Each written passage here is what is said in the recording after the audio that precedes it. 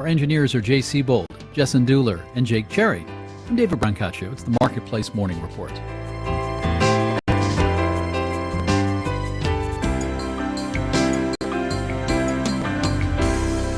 From APM, American Public Media.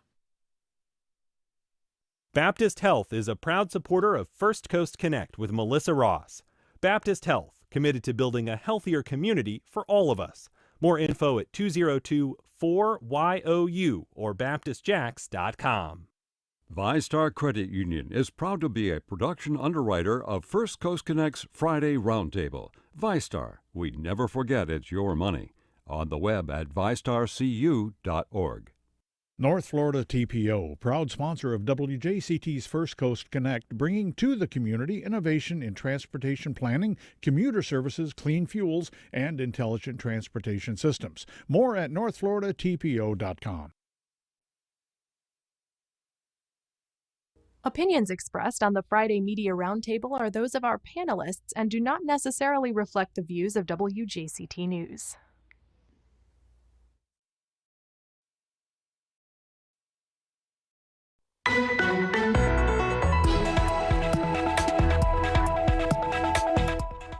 It's the biggest stories of the week and the year.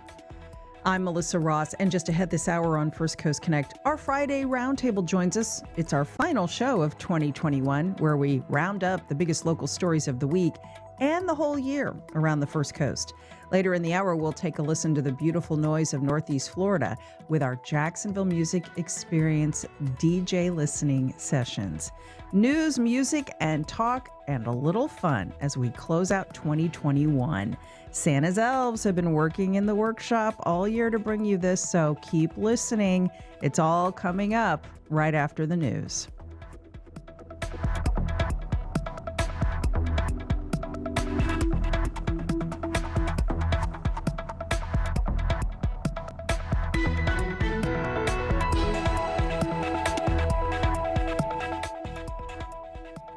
And the time is now 1 minute after 9 o'clock. This is WJCT News 89.9 in Jacksonville.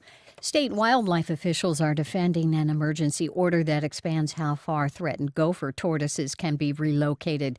But members of the Florida Fish and Wildlife Conservation Commission suggest that lawmakers might need to beef up fines for developers and others who cover up gopher tortoise nests or try to move the reptiles without permission. With gopher tortoises listed as threatened, landowners are required to obtain permits from the commission before the animals are captured and relocated. During their meeting this week, FWC commissioners, including Stephen Hudson, directed staff members to review the various penalties, which would need legislative approval to change. As the land becomes more expensive, you don't want it just to be a cost of doing business. Oh, if I get caught, I'll pay the fine, but it's got to sting.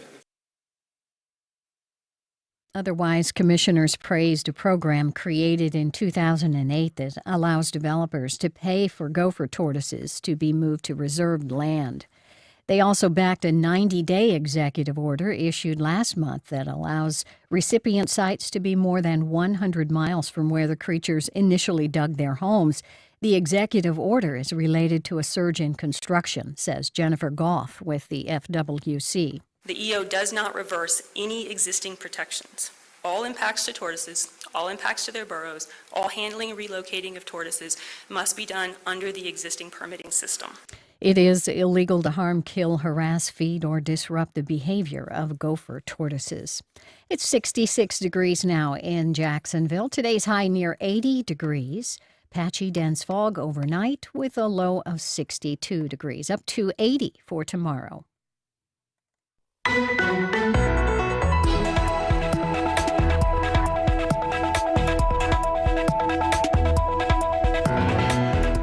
Urban Meyer is out after a disastrous tenure leading the Jaguars. Ron DeSantis comes to town the same week he rallies against wokeness. And the Duval gas tax is going to cost you more at the pump starting in January. Some of the biggest stories this week. Good Friday morning. We're live from Studio 5. I'm Melissa Ross, and this is our final show of the year. Thanks so much for being with us. all the top stories of the week ahead on our Friday Roundtable. Listen on the radio, or you can watch our live stream. We're up live right now on Facebook, YouTube, and later on demand at Jack's PBS Passport.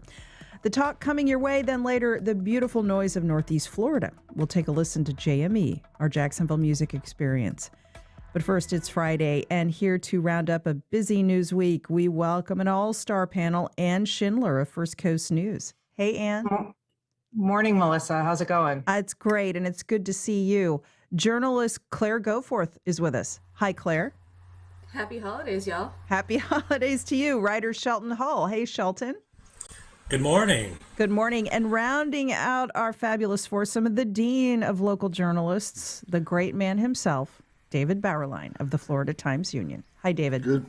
Good morning, everybody. Good morning, Melissa. It's great to have you all on the show as we talk about the biggest stories of the week. Later, we'll also round up the biggest local stories of the year. It's been a very action-packed 2021. We'll take a look back. But first, let's get into it with your calls, too. Join us. The number to call in, 549-2937. Let's begin with the big talker of the week. After a tumultuous 2021 season, this week the Jaguars and owner Shad Khan finally said enough. They fired head coach Urban Meyer.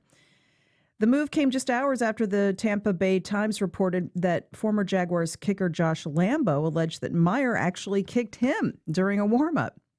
In the interview, Lambo said that after the Jaguars' first two preseason games, Meyer came up to him and used expletives before delivering a kick over missed field goals during the first couple of preseason games. In a statement, owner Shad Khan said that he was disappointed to arrive at the conclusion that an immediate change is imperative for everyone. There will be an interim coach to finish the rest of the season. It's been dismal so far. During Meyer's tenure, the Jaguars went 2-11. They do play the Houston Texans at home Sunday. We begin the hour with a closer look at this. Call us up with your thoughts on the firing of Urban Meyer. Were you glad to see it happen? 549-2937. Give us a call. Emails to firstcoastconnect@wjct.org. Tweets to @MelissaInJax. Let's begin with our season ticket holder on the panel, Claire Goforth. You've been to more games probably than anyone in this group. So I'm hearing that the stadium's going to be a rockin' Sunday because the fans are so happy that Meyer's gone. What say you? I think the fans are breathing a huge sigh of relief right now. This was overdue. I know that the news about former kicker Josh Lambo, the alleged kick that Urban Meyer delivered, which he denies, it felt like many to be the straw that broke the camel's back. But the fact is that was reported by Lambo's agent the day after it happened. So the Jaguars knew about that all along. I think that really the heart of the matter was that they were putting up really bad football. I mean, you're watching receivers run into each other. You're watching guys who don't know where to line up. I mean, they're leaving their best running back, James Robinson, on the bench and then being wishy-washy about why that was. It was depressing football to watch. And, that being said, there's a lot of talent on that team. Trevor Lawrence is the real deal. And I think that we need a coach that can lead and do right by a quarterback who could very well be the franchise quarterback that we've been looking for years. David Bauerlein, what about that? Did the Jaguars use this issue with Josh Lambo as cover to get rid of Meyer if they had, in fact, known about this for a while? Gene Fournette, our columnist at the Times-Union, has reported that the decision was made prior to the Lambo interview coming to light. So, according to his reporting, the decision was already baked in the cake prior to that. I'm just not to cut you off. I'm just wondering if maybe the Jaguars' PR operation intentionally had Josh Lambo give that interview to give them some more cover. Oh, I don't know. That's interesting. I think the idea was, what I understand is that the reporter at the Tampa paper had some mutual friend. So who that was, I don't know, with Josh Lambo. Okay. So interesting. I'm not sure. I had not heard that, Melissa. It's possible that as someone who used to work in the dark arts of PR for a brief time, it wouldn't surprise me. That's all I'm saying. Yeah, and I think once the interview came out, I mean, the whole thing, like Claire said, with Urban Meyer, it kind of happened slowly and all at once.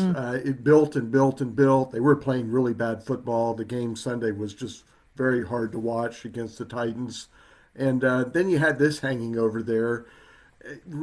Could you, I kind of thought from the comments that Shad Khan made earlier in the week that he was going to deliberative and he was going to take his time to make the decision, and it sounded to me like let's see where things are at the end of the season, take stock, and then a few days later we get the early AM news release that Meyer's been fired. So put it this way, it would have been very hard for Urban Meyer to finish out the season as a coach with this hanging over him in terms of this whole Josh Lambo report. Give us a call, Jaguars fans or haters, about the decision to fire Urban Meyer, 549-2937. Shelton Hull, you're a big football fan, I think it's fair to say. By the way, did you get to meet Ric Flair the other day? Was that an Instagram picture of you and Ric Flair that I saw? Yes, that's right. Ric Flair is at Strings Sports Brewery in Springfield last night. A competing network was doing their Thursday night NFL show. Oh my gosh. Shout out to Brett Martineau. I met Ric Flair, got a picture. He was brought out. He's going to be at the game on Sunday. So you got Ric Flair and you've got Claire Goforth. So if we don't made in heaven. If we don't win that game, then we really are hopeless. Now, as Soul Brother number one, David Powerline, just noted, Gene Fournette said that the Lambeau story was not the impetus for firing Urban Meyer, that the decision may have already been made before that. If anything, what ended him was probably the NFL Network story that came out, I guess, last week, detailing just this sort of dysfunctional culture within the Jaguars. Although it would be kind of ironic if Meyer did get thrown out because of the Lambeau thing, because it was back in 1978 at the Gator Bowl that Woody Hayes at Ohio State punched a player for Clemson, and that was the end of his career. So it's kind of comes back around full circle. It's really unfortunate. I think that football aside, I worry for Mr. Meyer's mental health. I worry for his personal stability. We all have growing pains. We all bite off a little more than we can chew sometimes, but we don't all have those failures play out in front of national television audiences. And I think, like the incident up in Ohio at the bar, you think about a guy that doesn't even feel like flying back with his team, and he's sitting, at his own bar, getting, having a few drinks or whatever. That's, you don't want to see anybody in that position. I think he's going to bounce back. One interesting thing I've heard recently since Meyer was gone, a lot of former Jaguar players are being talked about sort of on Twitter and stuff for fantasy booking for coaching spots. Yeah, but including of course, Byron Leftwich, right? Yeah, who, on track for a second Super Bowl over in Tampa Bay, alongside Leonard, offensive coordinator for Tampa Bay, with Leonard Fournette there as well. That would be, what a great story that would be if they brought Byron Leftwich back around. But of course, it's the Jaguars, so the next coach will probably not be very good either. And we can only hope for something a little better next season. And Schindler. This whole story, as Shelton pointed out, people are calling for stability for this franchise. But even going beyond football, I think one of the reasons everyone has such a strong opinion about this is because most of us have had the experience of working for a toxic supervisor. And when I read the account of Meyer allegedly kicking Josh Lambeau, putting his hands or, touching him in some aggressive way, I have to tell you, it made me immediately flash back to an incident that happened to me when I was just starting out in the business. This was in the early 90s in Lexington, Kentucky, at a station I worked at, a CBS affiliate. And the news director put his hands on me. He grabbed me by the arm. He yanked me across the newsroom because he was angry that all of us were goofing around too close to the 6 p.m. newscast or something like that. It was in the early 90s, and we weren't in the place culturally where I even felt like I could complain about something like that because I knew that it wouldn't do any good and that he would just retaliate against me even more.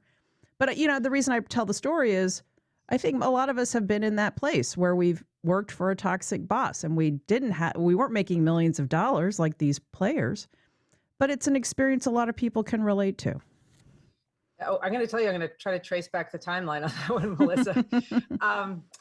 So yeah, I mean, it's interesting. We talk about whether this was, cover for him to do whatever he was doing. I mean, when you look back at the timeline, I don't think that there was any cover needed, right? There's such a strong history of like infractions and problems and embarrassments that he caused the team.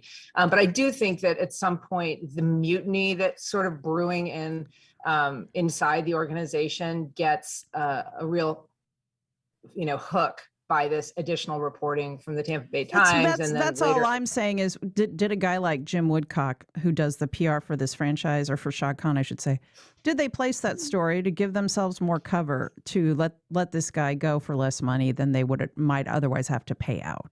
It's kind of a cynical take, but it wouldn't surprise me. I don't know if that's how Shad Khan plays. I mean, I do think that he really likes to, be, as Bauerlein said, he wanted to be deliberative about this. He really did take his time, I think. And it's interesting too, because there was an article in the Times Union that ran about his tenure with the team, and how really kind of a look at how this city should be grateful for having the owner that it does, despite all the problems with the team, because he has been a stable figure that cares about Jacksonville. And they compared him to a lot of NFL owners who have a lot less concern or compassion or interest in the city that their team is in, or, desiring to move.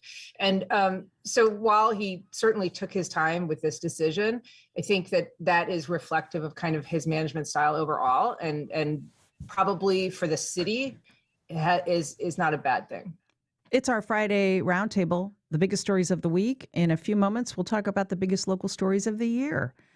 What are your thoughts about Urban Meyer's firing this week? 549-2937. Iman in Jacksonville. Iman, you're on the air. Good morning. Good morning, Melissa, and good morning, everyone. How are you? We're great, thanks. Go ahead.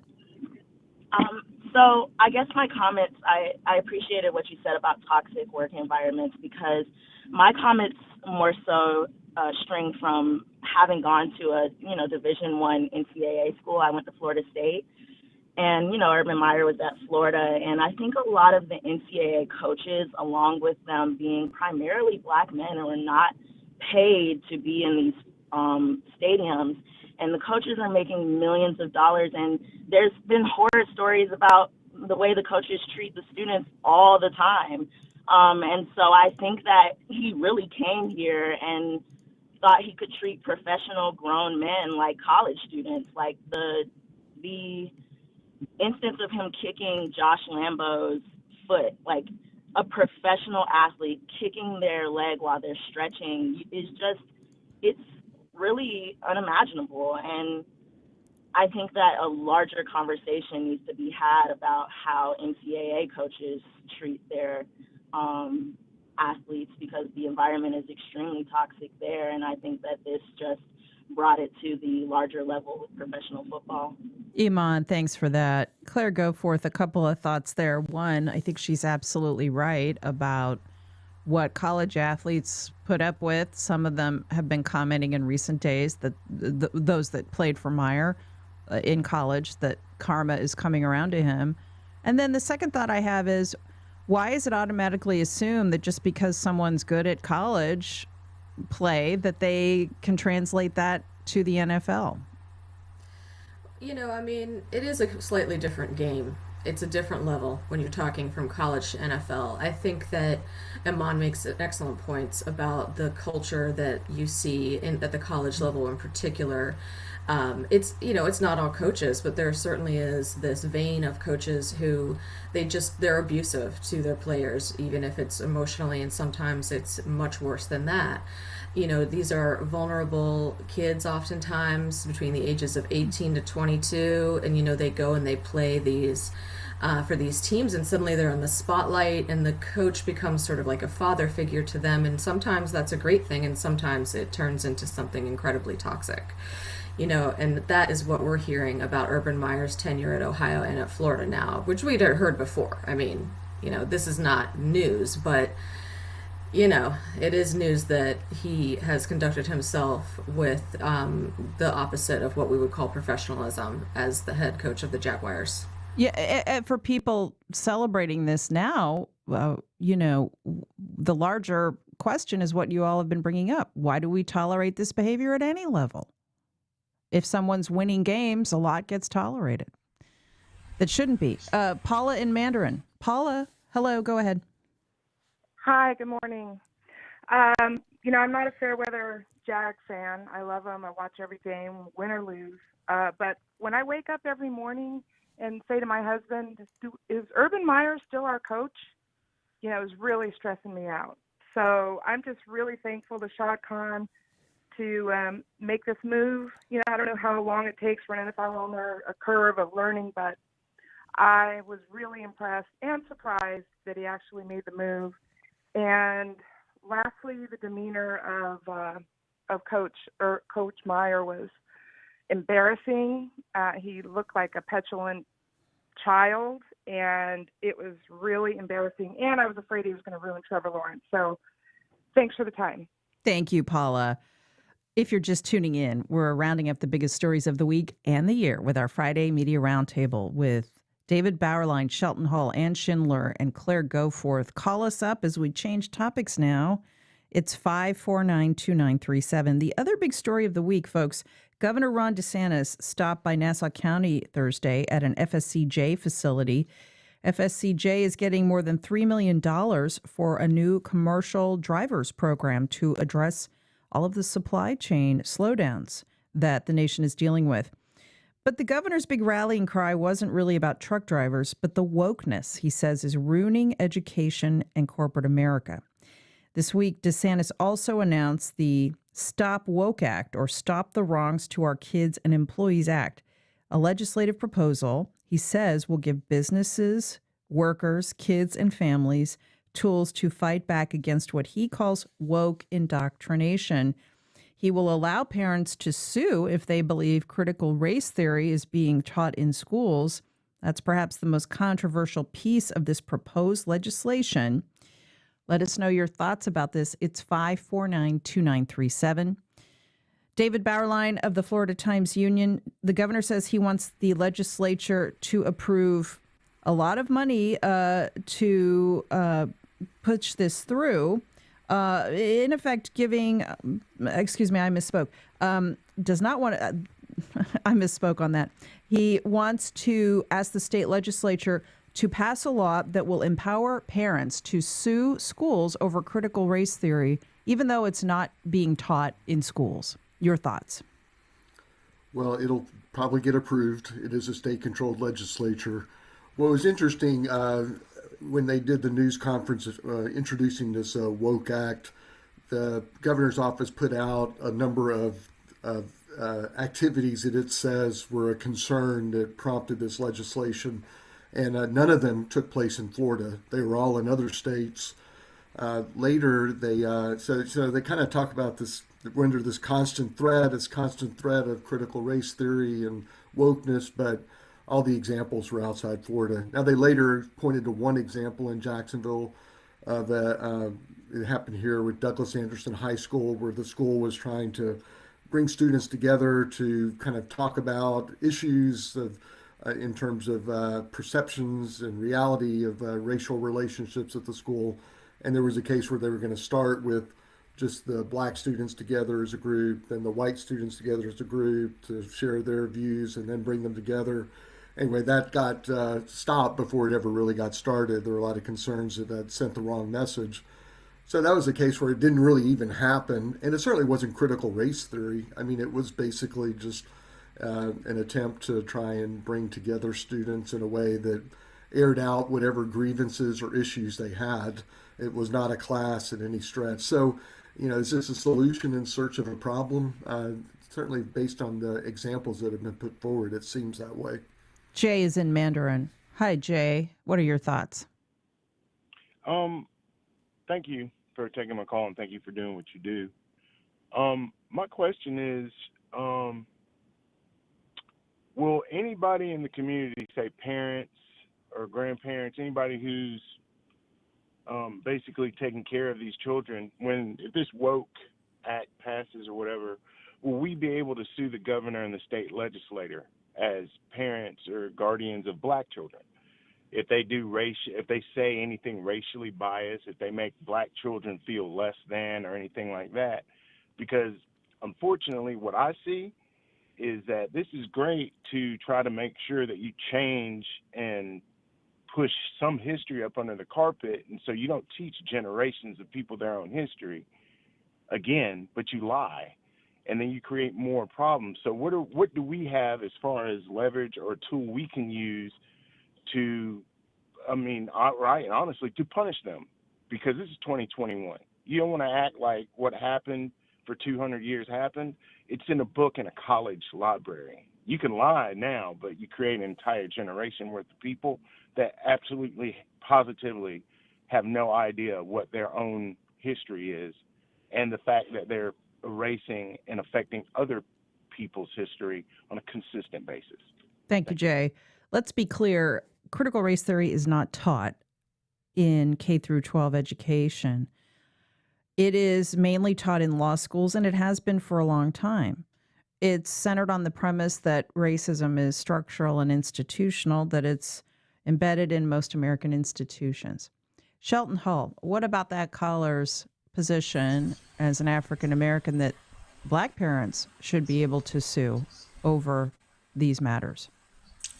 Well, that's something that could potentially happen.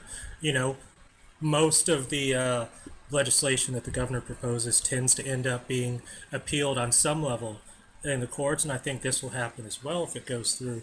You mentioned earlier that sometimes performing very well in college does not necessarily mean that you're ready for the pros, and that just sort of reminds me that the governor went to Yale.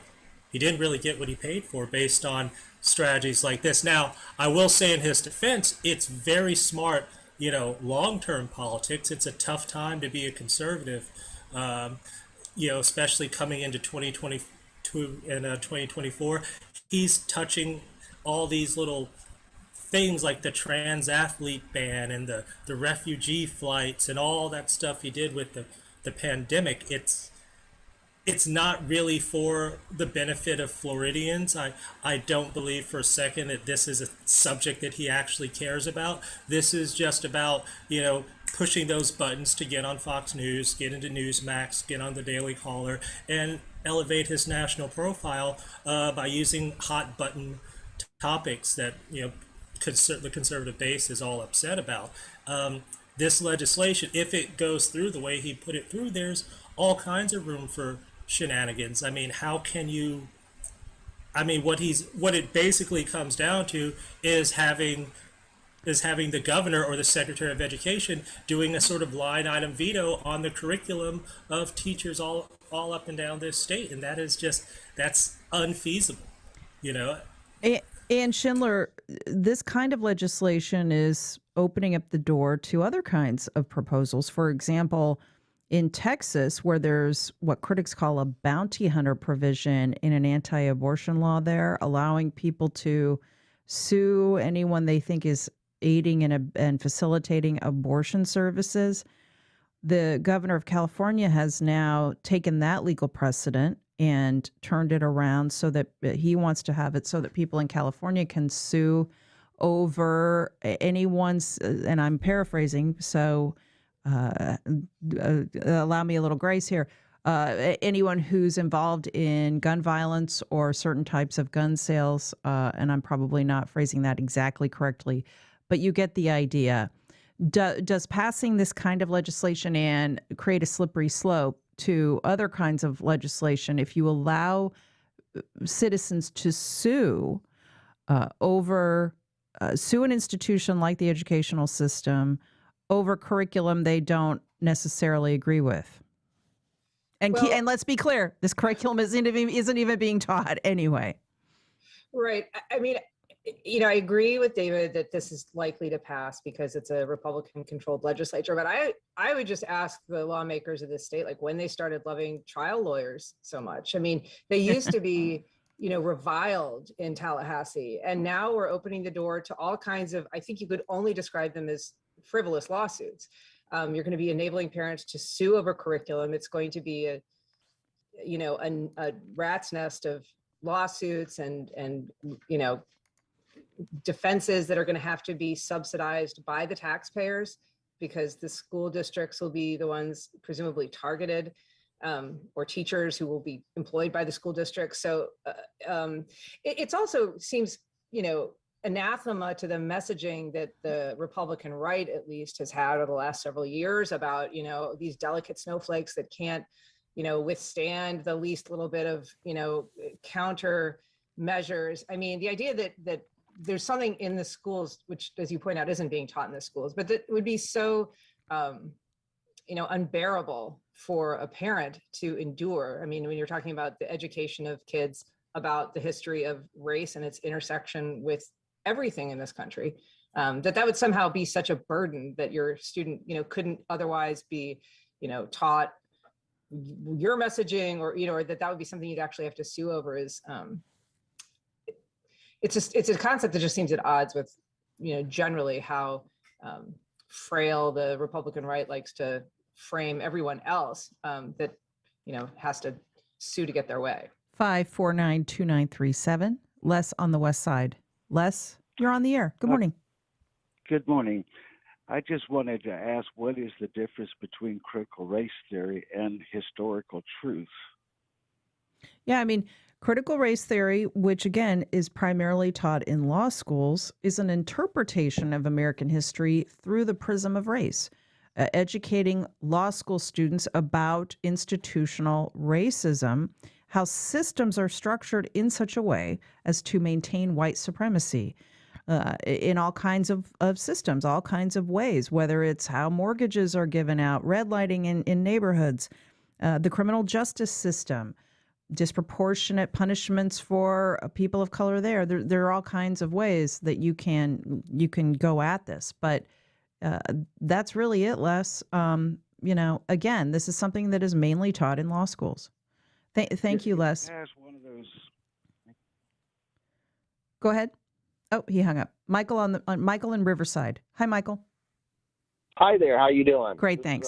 Thanks for taking my call. Sure. This is just really this is an old hat thing to comment. I think Claire was just saying, she didn't understand how the conservatives were picking up and using arguments that seemed antithetical. I mean, Jon Stewart said it best years ago. He said the conservatives, and this is their real genius, they're great at picking up these attack points that they themselves don't have to abide by. And, this is a long trope with conservative politics, which is to use grievance politics to attack and demonize schools. And they use these weaponizing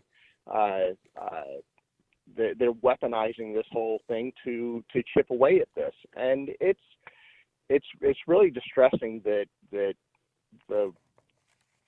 Democrats and the liberals are so back on their heels and not able to counter any of this after decades. I mean, they've been doing this for years.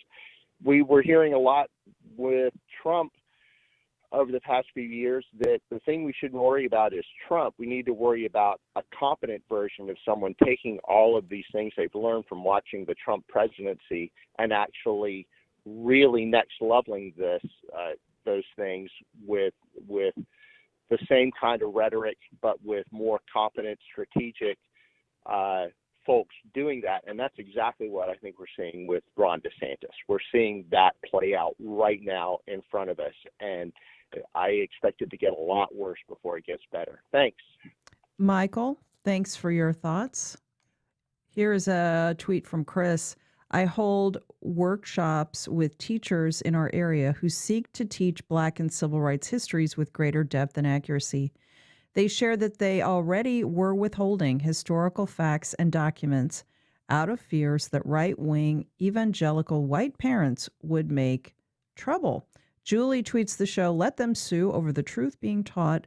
Bring on the next Clarence Darrow and the next Scopes Monkey trial. As much as I hate that our society needs more object lessons in systemic racism, Perhaps there's a collective cathartic moment at hand. David Bauerlein, two things going on here. One, teachers are reporting in our area that they aren't comfortable with teaching the truth about the racial history of this country because of the pushback they could get.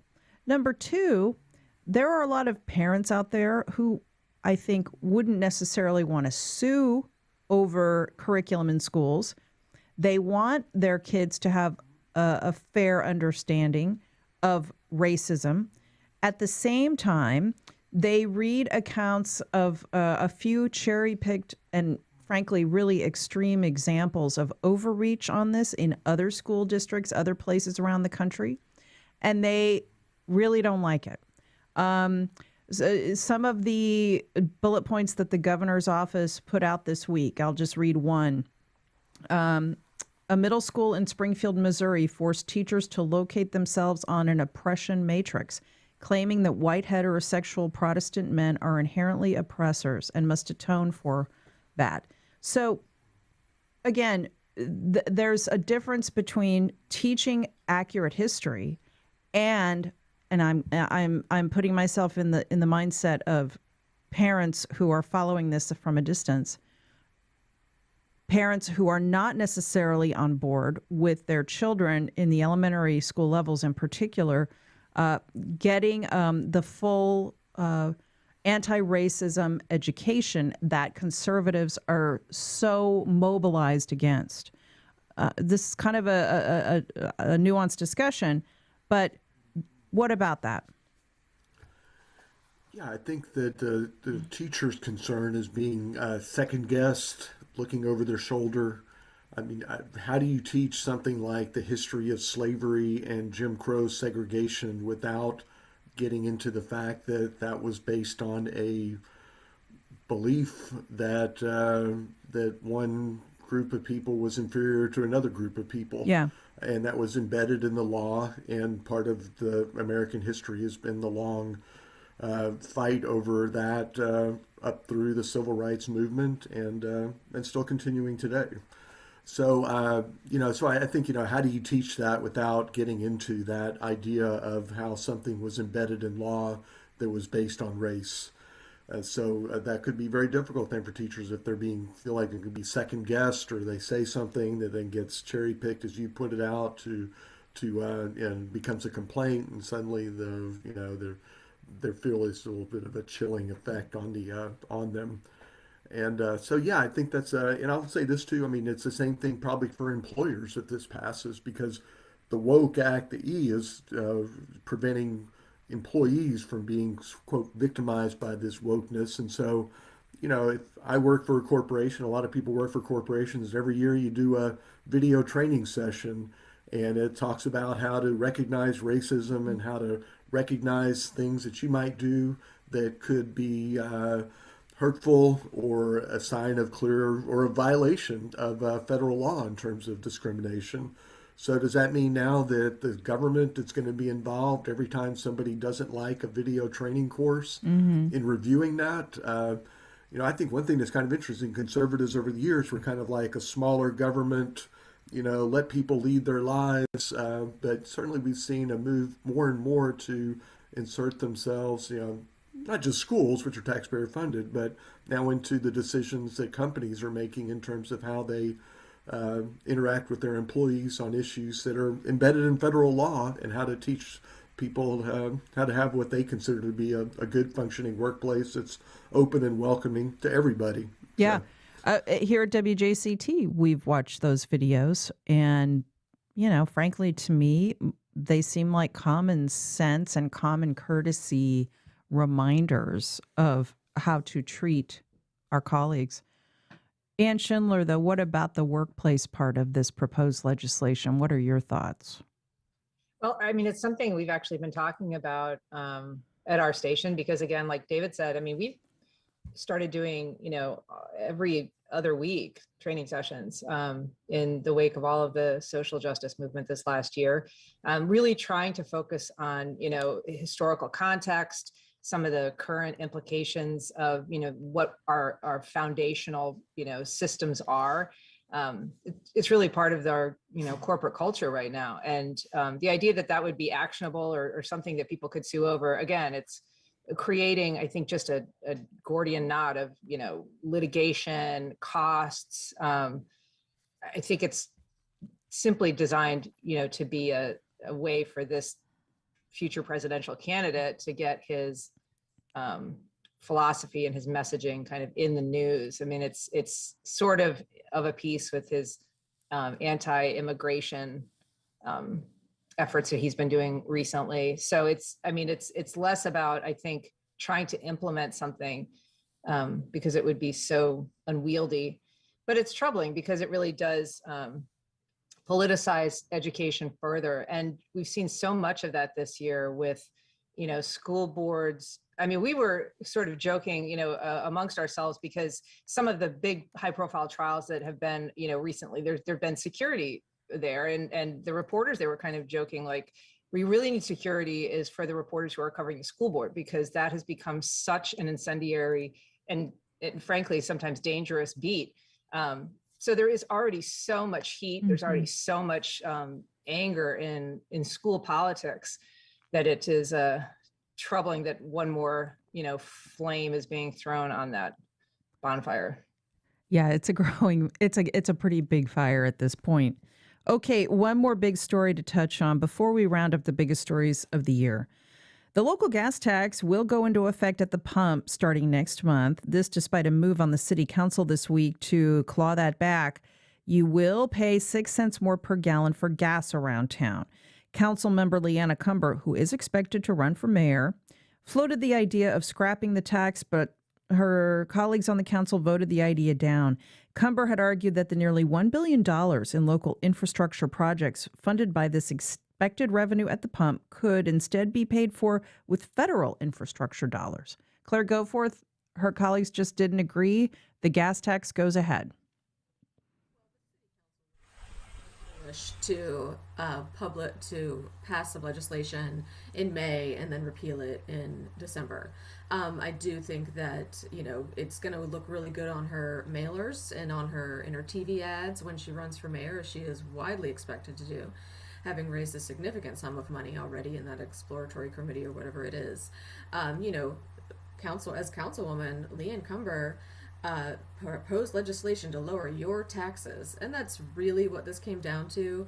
I'm sure that she does hold some, less taxation beliefs, but if we're getting the money from the federal government as opposed to the local government, it's still tax money. You borrowing from Peter to pay Paul or something like that. But, it was good political maneuvering on her part, but the council would have looked quite foolish had they gone forward and repealed what they did just a few months ago.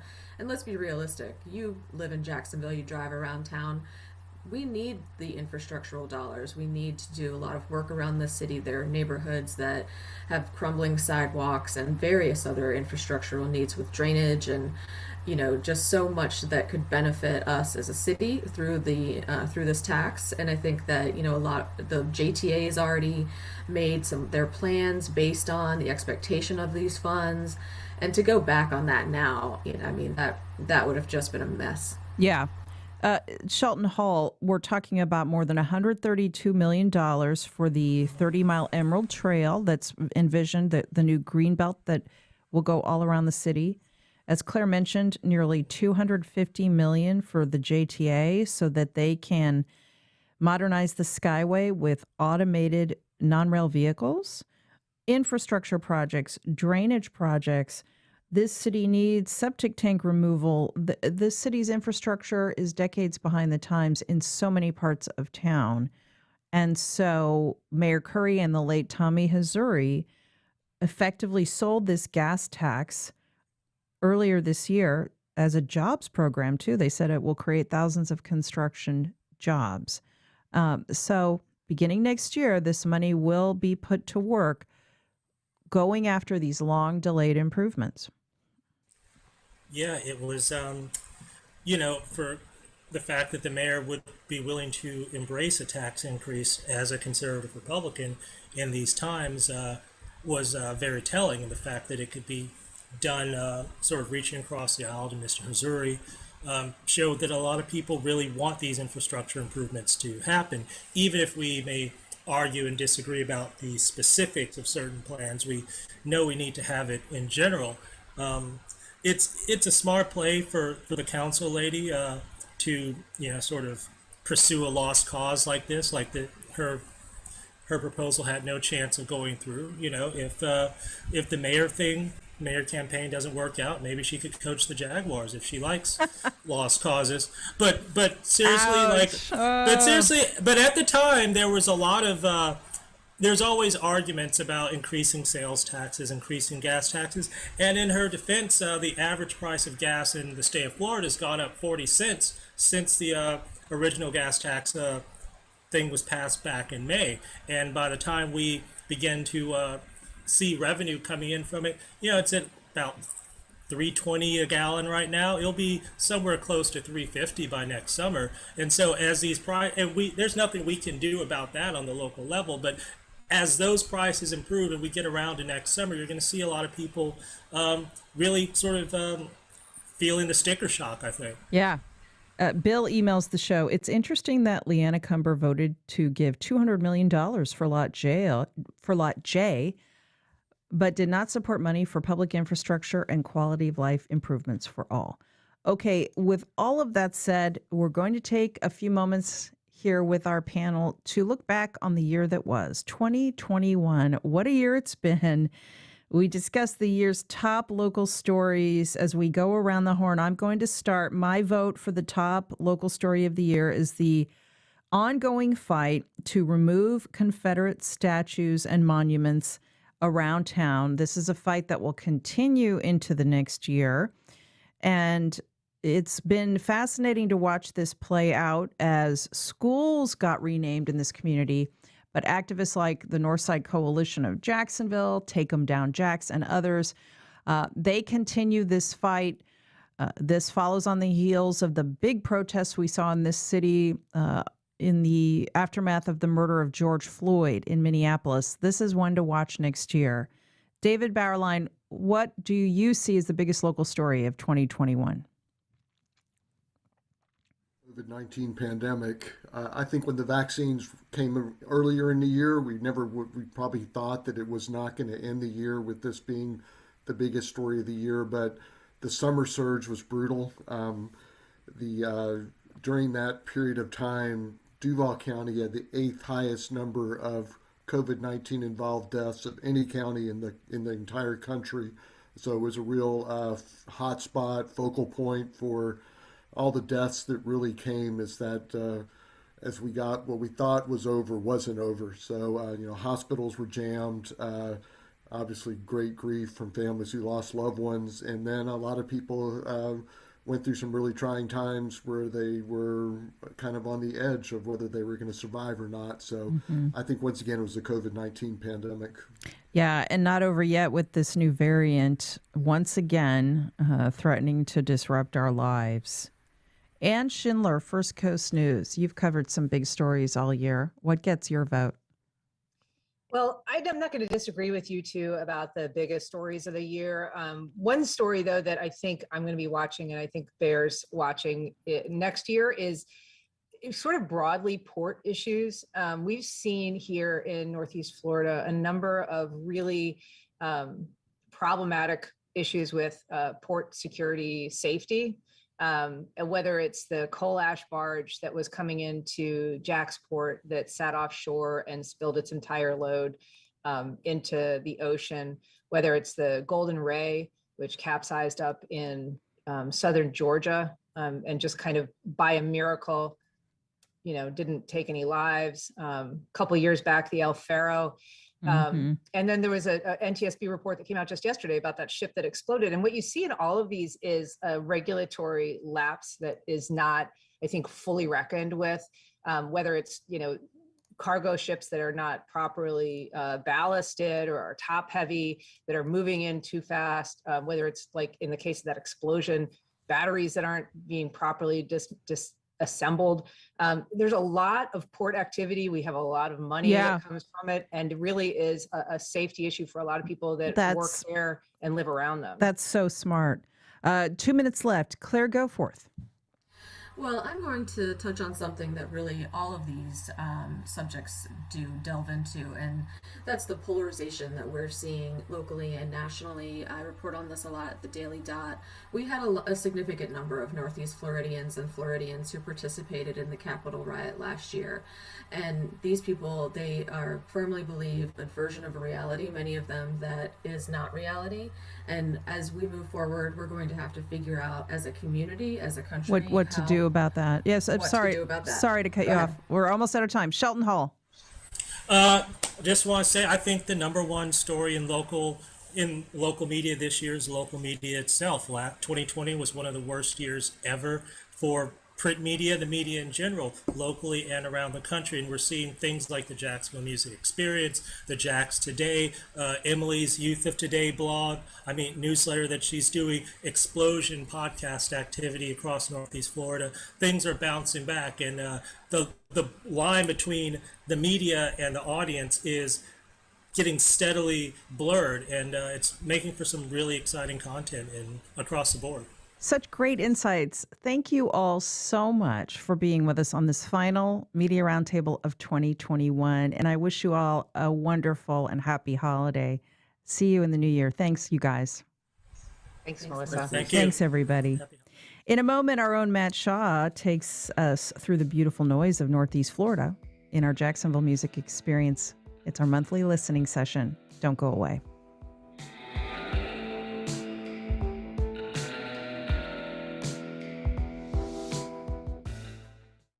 Taxes, the environment, energy, education, healthcare, a state that's gaining nearly 1,000 new residents every day, and the ongoing quest for resources to meet that growing need. These are critical issues that affect everyone in Florida, and they're just some of the issues we follow every week on Capitol Report. It's your direct connection to what's going on in Tallahassee and what it means to you. Tonight at 6:30 on WJCT News 89.9. Wyoming Representative Liz Cheney draws the attention of lawmakers and lawyers alike. Did Donald Trump, through action or inaction, corruptly seek to obstruct or impede Congress's official proceedings to count electoral votes? Also, the Fed sets the stage for higher interest rates in the new year. Much more next time on 1A. Today starting at 10 on WJCT News 89.9.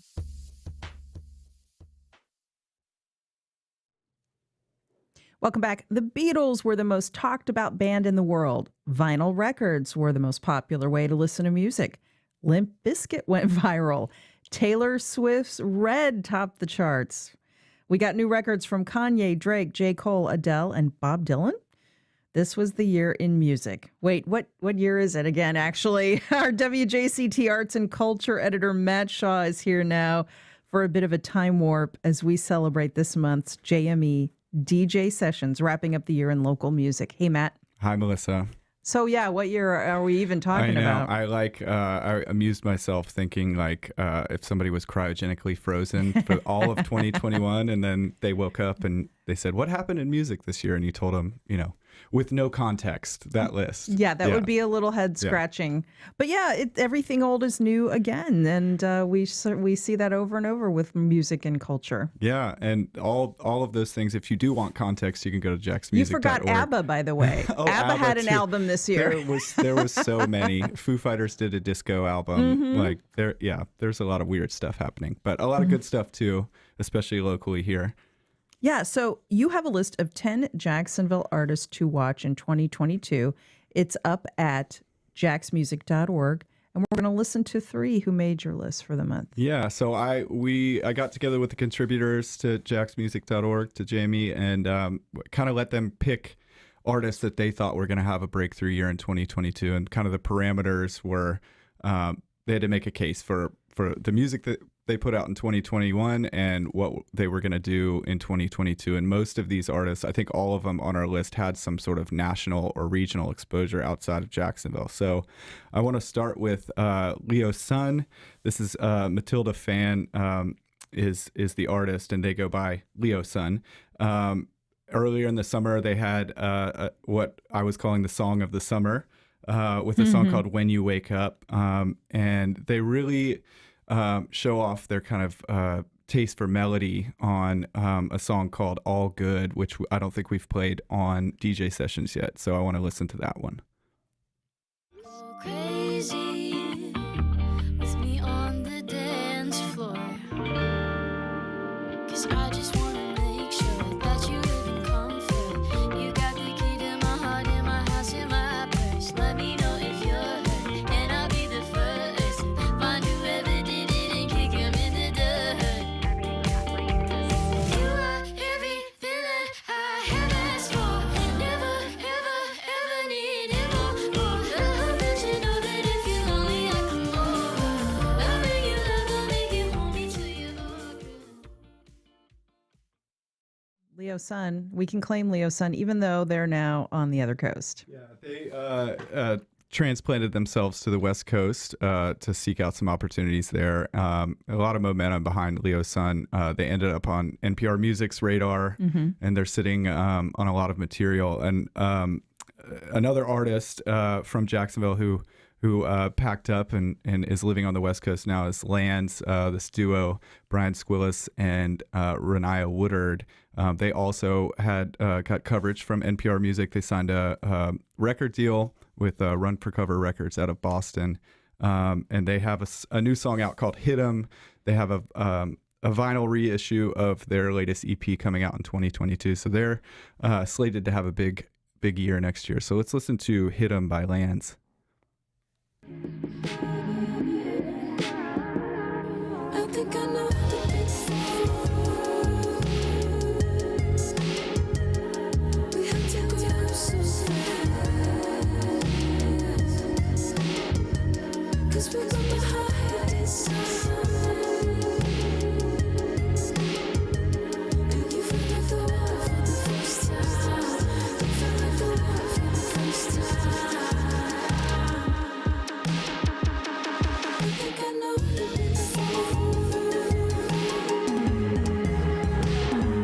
We have to go up so fast, 'cause we're on the higher side. You feel like the water for the first time. That's kind of trippy and fun. I love that. I know. I can see David Luckin running to put that into the Electro Lounge playlist. Yes, absolutely. Okay, so that's Lands, Hit 'Em. Listen to that one. And again, these are all local favorites. These are all local artists that Matt is following that are going to probably hit it pretty big. Okay, you've got one more for us. Yeah, so this is Love Culture. It's a hip hop collective. They put out maybe the most talked about local record of 2021. It was a record called 1827 North Pearl. They blend R&B, soul, jazz, and rap like really seamlessly. They all kind of move as one on stage together, and they've got a bunch of local shows planned for 2022. So keep your eyes and ears peeled for Love Culture. Is this a Springfield band? That's the Springfield address. Yeah. I think that is where they put the pieces together for this record. So it's full. Their songs are full of local references and props to the artists who came before them in the hip hop scene. So this song is called Down. It's their latest, and there's a music video for it, which you can find a link to on this article on jacksmusic.org. That it tastes to be great. I learned I'm a moon Gemini, two different sides. Who live inside me? Feelings been too jeopardized. Who finna ride you? Trying to find peace. Stood up for myself, now I'm falling down. Leaving me on red, but you calling now. Liquor in my system, I'm feeling wild. Please pass me the bottle. Nice. Love Culture, Down, and all of these are available to listen and learn more about at jacksmusic.org, along with a lot of other cool stuff. Yeah, and this list came out of, we started the Jack's Music Experience, the website, a little over 6 months ago, and we've reviewed nearly 100 artists, local artists already. So this is, kind of our top 10 of the year. What, as you look back on the last 6 months and this year with JME, what do you think is the big takeaway? I think people are really excited about this new platform. I think so. And I think it really, we've tried hard to sort of reflect the eclecticism of the music scene here, and cover things locally, but also cover what's going on broadly in music, to provide context for what's being made here. So check it out, folks. jacksmusic.org. He's arts and culture editor, Matt Shaw. Thanks. Have a good holiday, Matt. Thanks, Melissa. And this is our final show of the year. We'll be back Monday, January 3rd with new shows to kick off 2022. I'm Melissa Ross. Thanks so much for being with us all through the year. And join me today at noon for the Florida Roundup. See you then.